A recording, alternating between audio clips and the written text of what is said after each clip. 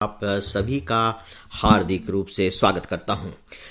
Friends, आज के इस लाइफ मैनेजमेंट में मैं आप सबको दो कलेक्टरों की कहानी सुनाने जा रहा हूं। इनफैक्ट सच पूछे तो मैं कोई ऐसी कथा सुनाने नहीं जा रहा हूं जिसमें आपको बड़ी रोचकता रोमांचकता का एहसास हो।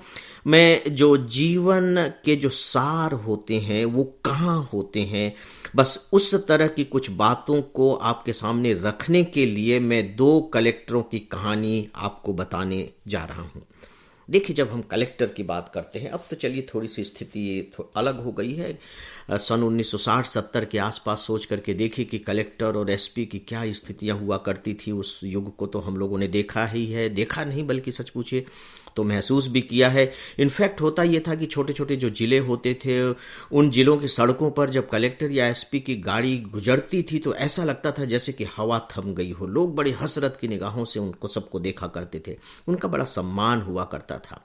सम्मान अभी भी है, लेकिन पहले से थोड़ा सा कम हो गया है, बल्कि यूं कह लीजिए कि काफी कम हो गया है। तो मैं ये जो कहानी आपको सुनाने जा रहा हूं, ये मेरी आंखों देखी कहानियां हैं। अब आप देखिए कि कहानी क्या है। सन 1975 में मैं अपना गांव छोड़ करके अपने शहर अंबिकापुर आ गया। राइट, इस समय तक मैं बीए फाइनल में पढ़ने लगा था, तो चीज़ों के बारे में थोड़ी थोड़ी जानकारियां होने लगी थी। हालांकि गांव से आए हुए लड़के की जानकारी बड़ी सीमित ही होगी, क्योंकि उस समय कोई ऐसे माध्यम भी नहीं थे सूचना के कि आज जैसे कि आपको सारी चीज़ों के बारे में पता लग रहा है। लेकिन मैं इतना जरूर जानता था कि कलेक्टर नाम का कोई अधिकारी होता है जो बड़ा पावरफुल होता है और जिले का एक तरीके से मालिक होता है। और उसका कारण ये था कि हमारे गांव में एक लाल साहब थे, यानी कि जमींदार साहब थे, और उनके यहाँ अक्सर जब भी कलेक्टर दौरे पर आते थे तो उन्हीं के यहाँ रुकते थे। तो जब उनके यहाँ रुकते थे तो उनका एक बाकायदा दरबार लगता था, गाँव के लोग इकट्ठे होते थे। तो मेरे दिमाग में यह बात तो बैठ गई थी कि कलेक्टर कोई बहुत बड़ा अधिकारी होता है, वो बड़ा पावरफुल है और जो चाहे वो कर सकता है। राइट। 1975 में जब मैं शहर गया तो शहर में एक ऐसे कलेक्टर थे जिनका रुतबा मुझे कुछ इसी तरह का देखने को मिला, इसी तरह का रुतबा। और सबसे बड़ी बात यह कि जब उनका ट्रांसफर हुआ तो उनके ट्रांसफर होने के बाद उनको जगह जगह जो बुलावा आया, उनका जो अभिनंदन हुआ और उनकी यानी कि जो विदाई पार्टियां हुई, उसे देख करके मैं दंग रह गया। मैं कहा यार, जिंदगी में ऐसा ही कुछ करना चाहिए कि जब आप जाएं तो लोग आपको याद करें जाने के बाद, और जब आप जा रहे हों तो लोगों के आंखों में बिल्कुल आंसू आ रहे हों। कुछ इस तरह का ही काम करना चाहिए यार। तो कलेक्टर बनना कितना अच्छा है, कि तो बहुत ही जोरदार बात है। चलिए ठीक है, वो तो बचपने का एक दौर होता है। हालांकि उतना बचपना नहीं रह गया था, लेकिन उस दौर के हिसाब से अगर आप सोचेंगे तो लगेगा कि ये बचपना ही है, क्योंकि सूचना के माध्यम बिल्कुल नहीं थे। हालांकि आज के युवाओं को इस बात पर विश्वास करना थोड़ा सा मुश्किल मालूम पड़ेगा। तो दोस्तों, वो एक इंप्रेशन जो होता है कलेक्टर का, वो मेरे दिमाग में बैठ गया। चलिए ठीक है, अब वो चले गए।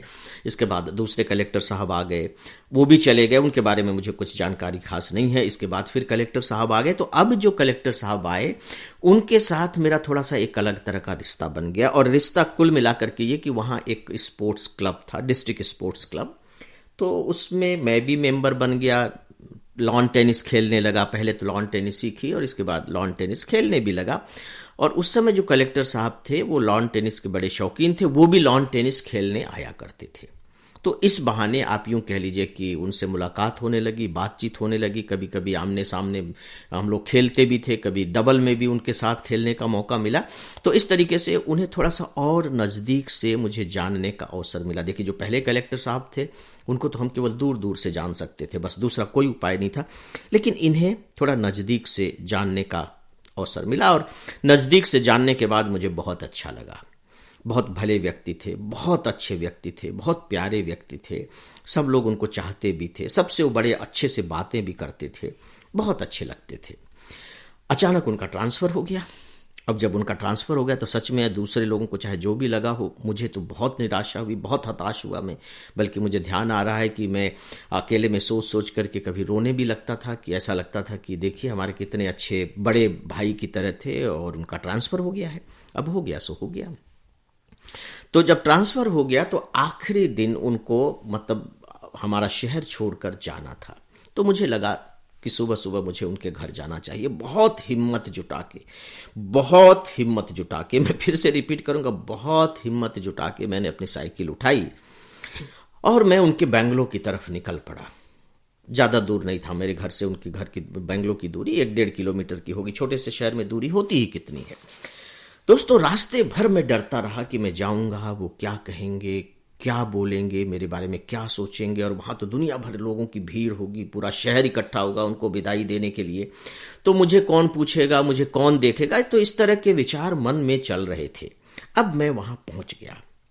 जब मेन गेट में पहुंचा और जब मैंने अंदर की तरफ, बहुत बड़ा लॉन था उनका, और जब मैंने झांका तो देखा कि वहां सुन सपाटा पड़ा हुआ था, लेकिन वहां एक ट्रक खड़ा था और ट्रक में सामान लद रहा था। तो उसको देखने के बाद मुझे ये तो भरोसा हो गया कि नहीं, कलेक्टर साहब अभी गए नहीं हैं। अदरवाइज मुझे लग रहा था जैसे कि वो चले गए हों। फिर मैंने साइकिल खड़ी की और मैं बरामदे में पहुंचा। तो फिर मैंने देखा कि कलेक्टर साहब और उनकी जो पत्नी थी, जो सामान वगैरह जो ला करके ट्रक पर रख रहे थे, उनको हिदायतें दे रहे थे कि भाई ये सामान यहाँ से उठा लो, ये यहाँ से कर लो, यहाँ से कर लो, ये सब वो कर रहे थे। मैं गया, मैंने नमस्कार किया।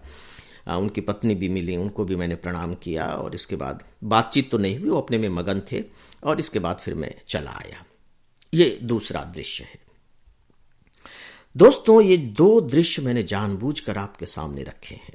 सच पूछिए तो ये दोनों ही दृश्य मेरे दिमाग में आज भी बिल्कुल चस्पा है, बिल्कुल चटक रंग की तरह।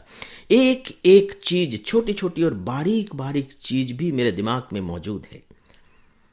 जिंदगी बनती कैसे है, जिंदगी कैसे रूप लेती है, जिंदगी कैसे मुड़ती है, मुझे लगता है कि बचपन की चीजों का उसमें बहुत बड़ा योगदान रहता है।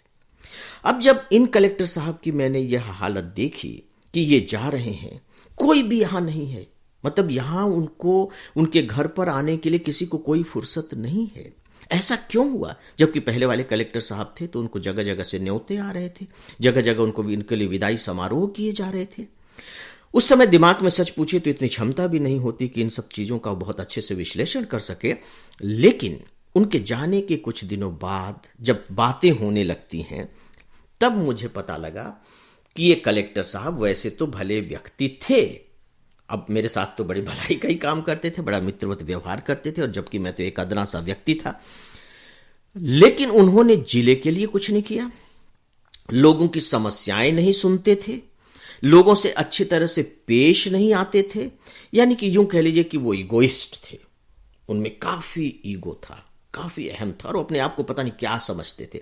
अब स्पोर्ट्स क्लब में आ रहे हैं तो ठीक है, भले ही वहां थोड़ा सा दोस्ताने अंदाज में रहते हों, लेकिन वो अपने ऑफिस में या अपने ऑफिस के बाहर भी दूसरों लोगों के साथ दोस्ताने अंदाज में नहीं रहते थे। जबकि जो पहले वाले कलेक्टर थे वो साहित्यिक अभिरुचि के व्यक्ति थे, कलात्मक अभिरुचियां थी, तो वो लोगों से बड़े दोस्ताना अंदाज में रहते थे, और उन्होंने अपने जिले के लिए काफी कुछ किया भी। तो दोस्तों, जिसने किया जिले ने उसके साथ भी वैसा ही किया। तो क्या नहीं लगता कि हम जैसा करेंगे, जिस भी हैसियत में रहें, चाहे हम मजदूर हों, किसान हों, टीचर हों, दुकानदार हों, कोई कुछ भी हो, हम सबकी कोई ना कोई हैसियत तो है। लेकिन हमारे साथ समाज वही करेगा जो हम समाज के लिए करेंगे। अगर हमारा करना केवल अपने तक ही सीमित रहा तो ठीक है, समाज भी अपने तक सीमित है, जैसा किया वैसा मिला। मुझे लगता है कि अगर इस दर्शन को हम अपने जीवन का आधार बना लें तो अपने जीवन को सच में, मुझे ऐसा लगता है व्यक्तिगत तौर पर, कि हम उसे एक अर्थ, सही अर्थ दे सकेंगे। तो दोस्तों, आज के लाइफ मैनेजमेंट में बस इतना ही। जैसा कि मैंने शुरू में कहा, आज शुक्रवार है, 2 दिनों के बाद फिर आप लोगों से मुलाकात होगी, और तब फिर ढेर सारी बातें करेंगे।